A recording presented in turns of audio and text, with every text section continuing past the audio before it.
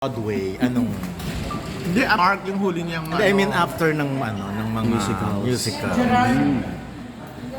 Anong next mong plan? So, for now, meron akong concert na darating. So, it's my 18th anniversary concert. It's gonna be on June 29 at the Music Museum with special guests, Mr. Ogel Casid, Rita Daniela, and Mr. Ray Valera. Ayun. So, for tickets, they can avail it sa ticketworld.com.ph.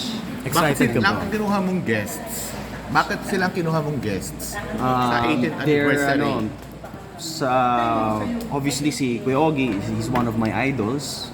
Actually, nung nagsisimula ako sa Pinoy Pop Superstar sa GMA, dalawa sa mga winning pieces ko ay kanta niya. So, definitely is part of my journey as well. So, malaking influence niya sa aking artistry. And kay Tito Ray, ganun din. So, marami rin akong songs na kinakanta niya na kinakanta ko. And malaki rin i-influence niya sa akin. And then si Rita, she's my contemporary in showbiz. So, nung manalo ako, actually, halos magkasabay lang kami. Sa Pinoy Pop Superstar ako siya sa Popstar Kids nung time na yon. That was QTV11, no? Sa Channel 11 pa noon. Pero nagkasama-sama na kami eventually sa SOP, yan sa mga shows sa GMA.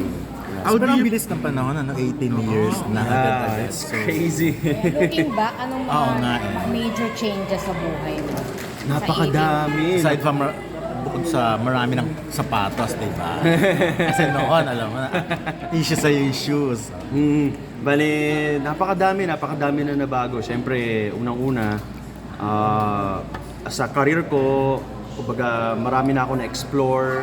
Hindi lamang sa pagkanta, nagsimula ako sa singing competition, but then I got into acting, nakapag-teleserye ako, nakapag-hosting ako sa GMA, and then eventually nag-teatro, and then movies, and then musicals again, and nakapunta rin sa international for Miss Saigon. So napakadami, and then sa personal life ko naman, napakadami ding changes of course dahil nung manalo ako, 15 years old lang ako nung time na yon. So, talagang nag-mature din ako as a person. Ang dami ng... So 33 ka na. Nabilang na, hindi na kailangan ano. Kasi 15 Madali ka na na, lang. plus 8. Yes, meron. Yeah. Saan dito? Nasa ibang bansa siya. Foreigner. Saan? Sa Foreigner. Denmark o sa US? Sa US. Foreigner siya. No. Pinay din. Sa LDR. Yeah, LDR. No. So, kumusta yung LDR? Mahirap, syempre. Hindi madali ang LDR. Alam naman natin lahat yan. But, kung pareho naman kayong gusto nyo mag-work yung relationship, then, it will work. Nanood ko sa landas niyo, nanood siya sa'yo. Hindi, sa Amerika, nung nanood siya ng mga Broadway So, plays. very far yung niya, very far yung kanyang mundo sa akin. Ito yung after Denmark na nagpunta ka sa Yes, sa Broadway para manood. Yes, sir. Nasabi mo Doon ko siya nung nakilala. September, may date lang kayo noon, pero hindi pa kayo talaga mag-shota. Kailan kayo naman. naging mag-shota? Sobra naman. Talaga. Yes. Yun. So, doon ko siya nakilala. So, after Denmark, nung magbakasyon ako sa Barcelona saka sa Paris, doon pumunta ako ng US. Can you hold this So, 2 months ako sa US, doon ko siya nakilala. Sabi mo nga, yung Denmark to US mo na yun, parang ang daming nabago, nag-mature ka eh. Kwento mo ng September. Yes. Na parang, doon sa Denmark, siyempre nagtagal ka rin doon, mga lang, parang pling-pling lang. Pero sa Yes. Amerika, may nakadate ka na talaga. Yes. So, kumusta na yung, kumbaga, yung paki-elaborate yung LDR. Paano yun? Nagtatawagan kayo every other day, every day, or what? Every day. Every day. Talaga, syempre yung communication is key kapag LDR. But I'm thankful actually kasi 2 months ako nun sa US. So, nagkasama naman kami for like a month. We got to tour sa Las Vegas, sa Los Angeles. Tapos nun, pauwi-uwi siya. Umuwi siya nung November. Nakita pala kayo. Tapos pumunta ako nung December doon sa New York. So, New Yorker siya. Yeah, New Yorker. And then, Gitong April, umuwi uli siya. And then, she'll be here sa concert. She'll be here again. Ano ba siya? Nag-singer din ba siya? Part din ba siya ng showbiz, ng theater? Hindi siya, so, to give you a clue na sobrang far siya sa akin, she's from the military. So, malayo. Yeah. But nagkakilala kami kasi pinakanta ako sa New York, sa Citi Field, it's a 55,000 capacity stadium sa New York. Sa New Jersey, I think, Citi Field. Pinakanta ako doon ng Star Spangled Banner. And then, meron akong kasama noon ng mga other Filipino local talents doon sa New York. And just so happens na yung kaibigan niya talaga yung part nung magba-backup sana sa akin. And then hindi available yung friend niya, pinag-proxy siya.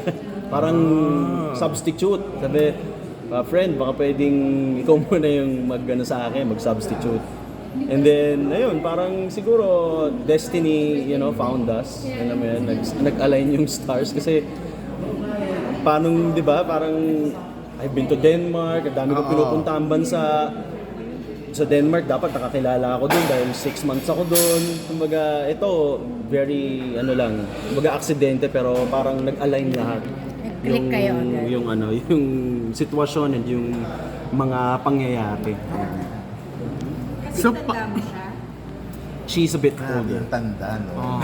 so mas inspired ka ngayon, syempre, dahil sa kanya. Yes, of course, yeah. Kailan papakasal? Wala pa. Napag-uusapan. But for now, sobrang busy ako dito. May mga naka-line up na mga projects. So, syempre tinitingnan na rin natin yung mga aspeto na yan. Alam mo yan, magpamilya, dahil binanggit kanina ni Don yung edad ko. So, nandun na rin talaga tayo Kasi sa... 18 years ka na Sinabi mo kasi na anniversary. 18 years at tas 15 ka lang ng time na yun. I was thankful na I started very young. So, kaya hindi pa rin naman ganun katanda. At least maagi nga started young, so marami ka na achievement sa ngayon. So pwede ka na mag-asawa at I'm mag-anak. really thankful. And I'm really prepared ka thankful. na for that, yung mag-asawa, Yeah. mag-anak. Medyo ready na rin naman talaga. Naghahanap na ba sila ng apo yung mga o Yeah, pamangkin or mga pinsan? nagtatanong na rin sila. Kasi, pero kuya ko kasi may dalawa ng anak. So, medyo na-fulfill na rin naman nila yung mga yung parents ko, yung magkaapo sila. Pero sa akin, syempre, gusto rin nila magkaapo. Special. Dun sa 18 years mo sa bilang singer sa entertainment industry, syempre may mga low points din. Dumating ba sa point na parang gusto mo na rin talaga mag-quit? Nako, madaming beses akong gustong mag-quit. Actually, nung before mag-Miss Saigon, yun talaga yung parang Ayaw. almost mag-quit na ako. Kasi Aling wala Miss nangyayari. Saigon? Aling Miss Saigon? Yung sa UK. Yung UK, yung 2017. So, that was like 5-6 years of struggles. So, sabi ko parang wala nangyayari. Parang last afloat ka lang. Sabi ko parang mag-regular job na lang kaya or mag-aral na lang muna. Basta kung anong ibang pwedeng gawin aside from showbiz. But ayun, si Lord baga inalign na naman ako sa siguro ito talaga yung calling ko nung parang susuko na ako, biglang dumating yung opportunity for Miss Saigon. Ayun, nagpunta dito ang Cameron Macintosh Productions, nag-hold sila ng auditions, and then yun, the rest is history. I got in as 2A. Balik lang ako sa pag-aasawa. Paano yun? Kung halimbawa ayun talaga ang palarin, sa US ba kayo titira o dito? Ma-uproot mo ba siya? Yun ang pag-uusapan pa yan mabuti kasi medyo alam mo yun, she has her job there, meron din akong career dito, so somehow we have to meet halfway, so pag-uusapan pa yan. US citizen na siya. Yeah, she's been there for a long time. Paano magka-girlfriend ng militar? Ano ba siya? Anong rango niya? Medyo mataas na rin yung rango niya. Oh my Kasi, God. So ikaw yung disciplinary action. Oo. mataas yung niya pero commander. Joke. Sinabi mo yan, ha? Well, unintentionally, siguro naharana siya kasi nakasama ko siya doon sa pagkanta sa Star Spangled eh. Siguro doon na nagsimula yun. And isa ring naging common na napagkasunduan namin yung sa aso, sa pets. Parehas Kasi, ganyan. Common denominator niya to. kasi nung magkakilala kami, din nung after nung event na yon sa City Field, i-invite niya ako sa birthday nung aso niya sa house nila kasi nagpa-party siya. So, doon na rin nagsimula yung binubuyo na kami, tinutukso na. Paano ba mag-attend ng birthday party ng ito? Anong regalo Ano mo? mga regalo? Ano Dala ka ng celebration? dentastics. Pero more on, may mga Pinay traits pa rin siya or mas westernized na? Meron pa rin siyang qualities kumbaga ng... I would say yung pagka-traditional nandun pa din. Siyempre yung pagka-Pinay niya nandun. But yung mindset somehow western na kasi she's been there for a long time na rin. Saan yung family niya? Saan ang province nila? Sa Cagayan de Oro. Ay! Cagayan de Oro sila. So pwedeng live-in muna kayo bago kasal.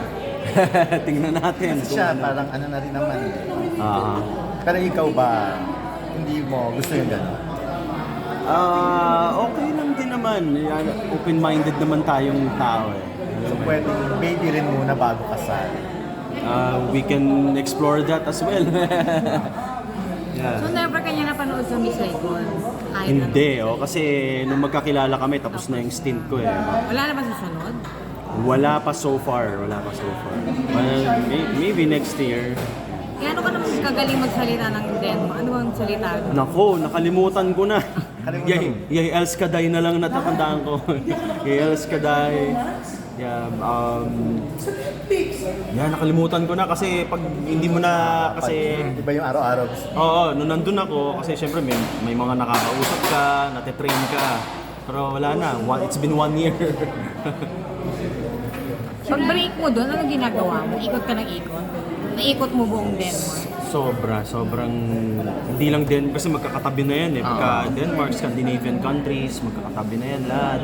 So, ang dami mo may explore sa Europe. So, napakasarap lagi doon magpunta.